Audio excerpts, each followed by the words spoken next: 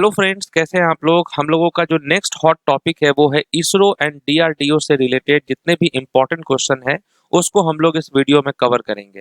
पहला क्वेश्चन है कि 24 अप्रैल 2025 को इसरो ने आईपीआरसी महेंद्रगिरी में किस इंजन का शॉर्ट ड्यूरेशन हॉट टेस्ट किया है। तो वो कौन सा इंजन है जिसका शॉर्ट ड्यूरेशन हॉट टेस्ट किया गया है। तो आप कहेंगे सेमी क्रायोजेनिक इंजन। याद रखना है, सेमी क्रायोजेनिक इंजन होगा यहाँ पर करेक्ट आंसर। और ये केवल 3.5 सेकंड तक ही चला था। नेक्स्ट है, निसार उपग्रह मिशन किन दो अंतरिक्ष एजेंसियों द्वारा संयुक्त रूप से विकसित किया गया है।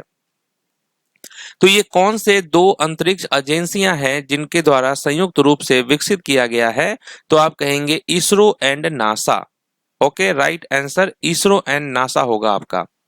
नेक्स्ट है, फरवरी 2025 में 8वीं राष्ट्रीय फाइनाइट एलिमेंट डेवलपर्स बैठक में इसरो द्वारा किस सॉफ्टवेयर का अनावरण किया गया। तो क्या होगा करेक्ट आंसर, किसका किया गया। तो राइट आंसर फिस्ट होगा यहाँ पर, करेक्ट आंसर फिस्ट होगा।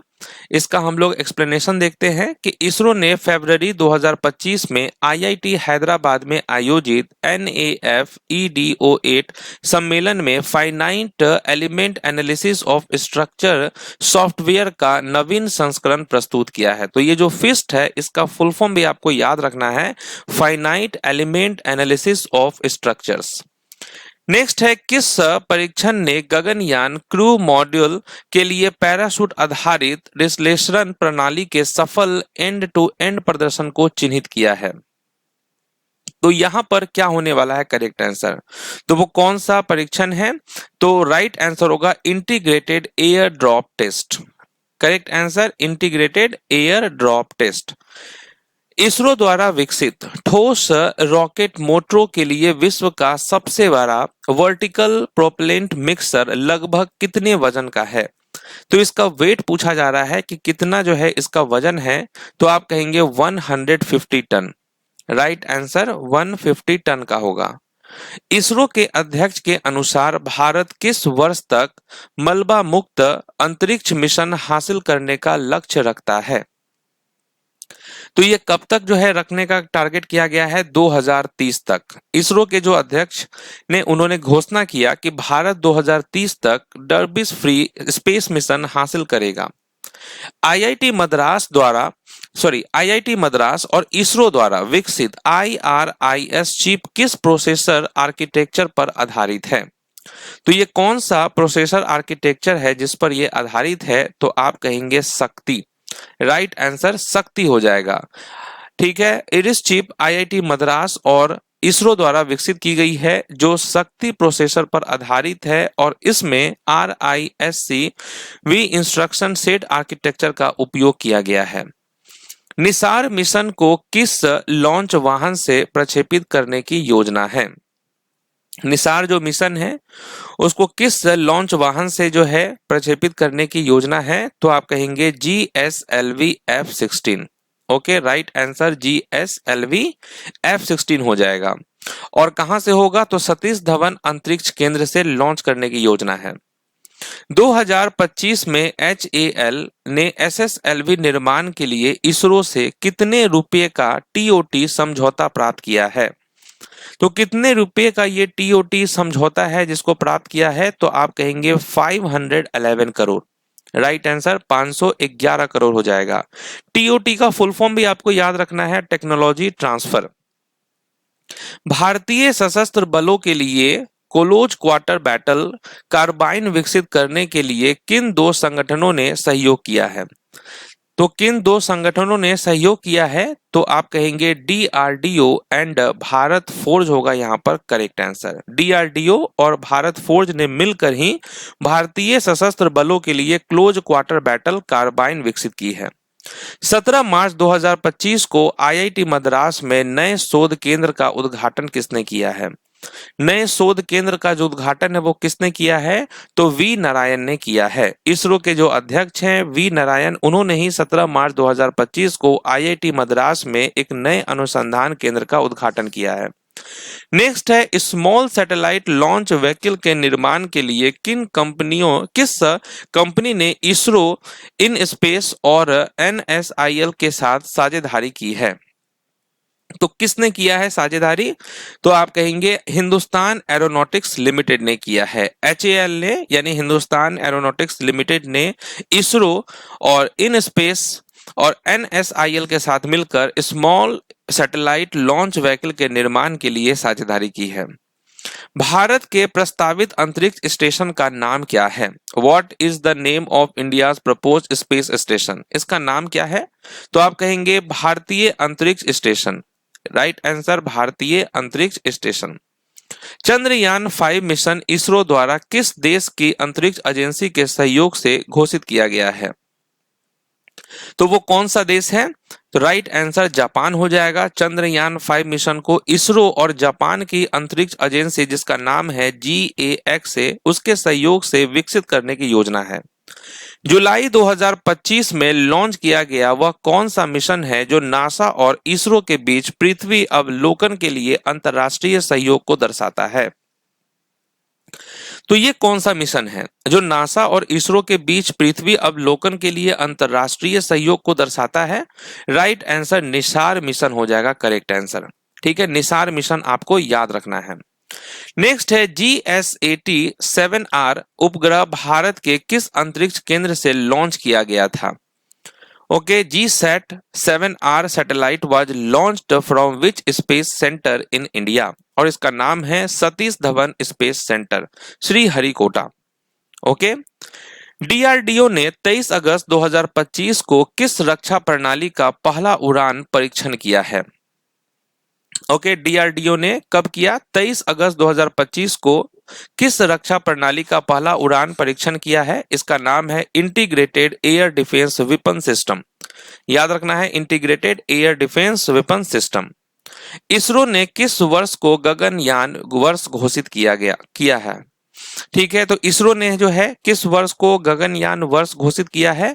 राइट आंसर 2025 होगा। इसरो ने अपने मानव अंतरिक्ष मिशन गगनयान को आगे बढ़ाने के लिए 2025 को गगनयान ईयर घोषित किया। 29 जनवरी 2025 को भारत के अंतरिक्ष केंद्र श्रीहरिकोटा से 100वां प्रक्षेपण किस मिशन द्वारा किया गया? ठीक है, तो 100वां जो प्रक्षेपण था वो किस मिशन द्वारा किया गया? इसका नाम है GSLV F-15 होगा right answer. GSLV F-15 mission ने NVS-02 नेविगेशन सैटेलाइट को लॉन्च किया और यह श्रीहरिकोटा से 100वां लॉन्च था। 100। भारत का अंतरिक्ष विभाग यानी कि डिपार्टमेंट ऑफ स्पेस किस वर्ष स्थापित किया गया था? DOS किस वर्ष स्थापित किया गया? 1972 में। याद रखना है 1972। नेक्स्ट है UR Rao satellite centre is located in which city of India? UR Rao satellite centre Bharat के किस शहर में स्थित है? तो राइट आंसर बेंगलुरु हो जाएगा।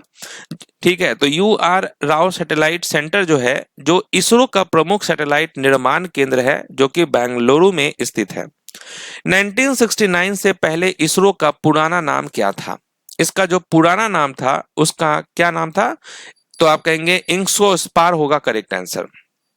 इनको स्पार जो है इसका फुल फॉर्म आपको याद रखना है Indian National Committee for Space research.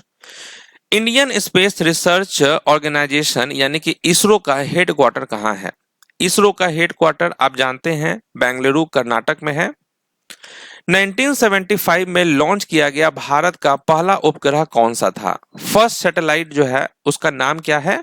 Aryabhata. याद रखना है भारत का पहला उपग्रह आर्यभट्ट था जिसे 1975 में लॉन्च किया गया था। 2023 में चंद्रयान 3 मिशन को चंद्रमा पर सफलतापूर्वक पहुंचाने वाला प्रक्षेपण यान कौन सा था? आपसे लॉन्च व्हीकल पूछा जा रहा है तो इसका नाम है LVM-3M4। ओके, LVM-3 यहां पर राइट आंसर है। चंद्रयान 3 मिशन को LVM-3 से लॉन्च किया गया था। सूर्य का अध्ययन करने के लिए भारत ने कौन सा मिशन लॉन्च किया है? सूर्य का अध्ययन करेगा ये और इस मिशन का नाम क्या है? आदित्य L1। याद रखना है, आदित्य L1 भारत का पहला सौर मिशन है जो सूर्य का अध्ययन करता है। मंगल ग्रह पर भारत का पहला मिशन किस नाम से जाना जाता है? मंगल ग्रह पर भारत का जो पहला मिशन है वो किस नाम से जाना जाता है? मंगलयान के नाम से जाना जाता है। ठीक है। मानव अंतरिक्ष उड़ान से संबंधित भारत का मिशन कौन सा है? भारत का मिशन कौन सा है? इसका नाम है गगनयान। गगनयान भारत का पहला मानव अंतरिक्ष मिशन है। लॉन्च व्हीकल के विकास के लिए इसरो का कौन सा केंद्र जिम्मेदार है? वो कौन सा इसरो सेंटर है जो रिस्पॉन्सिबल है फॉर लॉन्च व्हीकल डेवलपमेंट? इसका नाम है VSSC। ओके, VSSC जो है, जिसको हम कहते हैं विक्रम साराभाई स्पेस सेंटर, ये लॉन्च व्हीकल के विकास का प्रमुख केंद्र है। भारत द्वारा विकसित सैटेलाइट नेविगेशन प्रणाली कौन सी है? भारत द्वारा जो विकसित सैटेलाइट नेविगेशन प्रणाली है उसका नाम क्या है? NAVLC। ओके, फुल फॉर्म याद रखेंगे, नेविगेशन विथ इंडियन कॉन्स्टिलेशन। इंकोस्पार की स्थापना किस वर्ष की गई थी? कब हुआ था इसका स्थापना, किस वर्ष? तो आप कहेंगे 1962 में हुआ था। आर्यभट्ट उपग्रह को किस अंतरिक्ष एजेंसी की मदद से प्रक्षेपित किया गया था? जो आर्यभट्ट उपग्रह था को किस अंतरिक्ष एजेंसी की मदद से प्रक्षेपित किया गया था? राइट आंसर क्या होगा? इंटरकोस्मोस होगा करेक्ट आंसर। इंटरकोस्मोस जो है ना, इसके द्वारा किया गया था। स्वदेशी प्रक्षेपण यान से भारत द्वारा प्रक्षेपित पहला उपग्रह कौन सा था? Which was the first satellite launched by India using an indigenously built launch vehicle? और इसका नाम है रोहिणी। ओके, सैटेलाइट का नाम था रोहिणी। लॉन्च व्हीकल भी याद रखेंगे, SLV-3। कब हुआ था? 18 जुलाई 1980 को। इसरो के 11वें अध्यक्ष के रूप में किसे नियुक्त किया गया है? ओके, तो यहां पर देखिए, इसरो के जो 11वें अध्यक्ष थे उनका नाम क्या है? राइट आंसर यहां पर क्या होगा? V नारायण होगा राइट आंसर। नेक्स्ट है, इसरो का आधिकारिक लोगो किस वर्ष से है? इसरो का जो आधिकारिक लोगो है वो किस वर्ष से है? तो राइट आंसर होगा 2002 से। यहां देखिए, ये है इसरो का लोगो। इसरो ने आधिकारिक तौर पर 2002 में अपना मौजूदा लोगो अपनाया। हालांकि इसरो खुद 1969 में बना था और उसकी पहले भी ब्रांडिंग थी, लेकिन खास तीर और स्क्रिप्ट वाला डिजाइन 2002 में अपनी 33वीं सालगिरह के दौरान आधिकारिक हुआ था। तो ये है इसका ऑफिशियल लोगो। इसरो के लोगो में कितने सैटेलाइट पैनल दर्शाए गए हैं? इसरो का जो लोगो है उसमें कितने सैटेलाइट पैनल दर्शाए गए हैं? तो आप कहेंगे 2। यहां पर आप देख रहे हैं, ठीक है, 2 है। नेक्स्ट है, इसरो ने चंद्रयान-1 किस वर्ष प्रक्षेपित किया था? ISRO launch Chandrayaan one in which year? कब किया? 2008 में। डेट था 22 अक्टूबर 2008 और लॉन्च व्हीकल था PSLV-C11। मार्स ऑर्बिटर मिशन यानी Mangalyaan was launched in which year? Mangal orbiter mission किस वर्ष लॉन्च किया गया था? ये लॉन्च हुआ था 2013 में, 5 नवंबर 2013 में। और लॉन्च जो व्हीकल है उसका नाम है PSLV-C25। चंद्रयान-3 ने चंद्रमा पर सफल सॉफ्ट लैंडिंग किस तिथि को की थी? चंद्रयान-3 ने चंद्रमा पर सफल सॉफ्ट लैंडिंग किस तिथि को की? तो 23 अगस्त 2023 को। चंद्रयान-3 ने चंद्रमा के किस क्षेत्र के पास लैंडिंग की? किस क्षेत्र के पास लैंडिंग की? आप कहेंगे लूनर साउथ पोल। लूनर चंद्र दक्षिणी ध्रुव। विक्रम लैंडर ने चंद्रमा पर भारतीय समयानुसार किस समय लैंडिंग की? कब लैंडिंग किया था? समय क्या था? तो एग्जैक्ट टाइम था 6:04। नेक्स्ट क्वेश्चन है, आदित्य L1 को किस तिथि को लॉन्च किया गया था? आदित्य L1 को किस तिथि को लॉन्च किया गया था? तो आप कहेंगे 2 सितंबर 2023 को। इसरो ने स्पारडेक्स मिशन किस तिथि को लॉन्च किया? स्पारडेक्स मिशन को किस तिथि को लॉन्च किया था? 30 दिसंबर 2024 को। लॉन्च व्हीकल का नाम था PSLV-C60।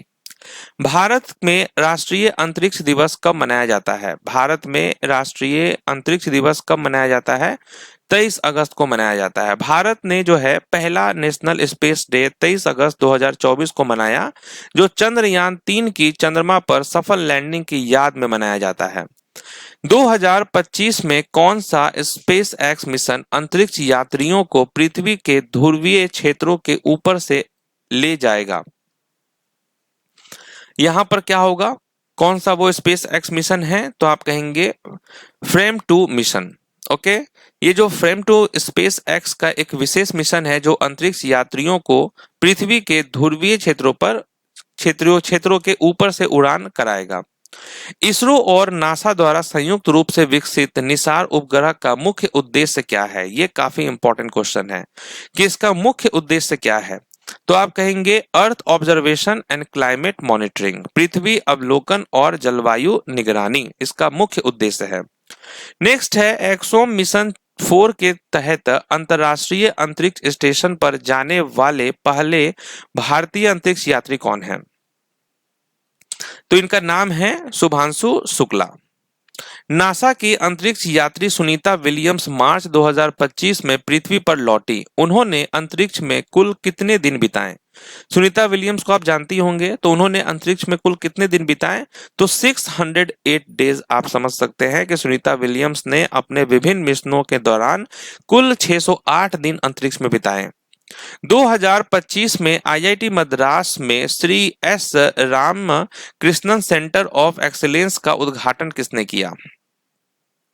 किसने जो है इसका उद्घाटन किया था? तो इसरो के जो चेयरमैन थे उन्होंने किया था। जनवरी 2025 में इसरो द्वारा लॉन्च किए गए किस मिशन ने NVS-02 नेविगेशन सैटेलाइट को प्रक्षेपित किया? तो किसने किया? तो आप कहेंगे GSLV F15। ध्यान रखना है आपको, GSLV F15 होगा करेक्ट आंसर। चलिए, तो यहां पर हमारा ये जो हॉट टॉपिक था इसरो एंड DRDO वाला वो कंप्लीट होता है। बाकी का भी रिवीजन आपको कराएंगे। मिलते हैं नेक्स्ट वीडियो में, तब तक के लिए ऑल द बेस्ट।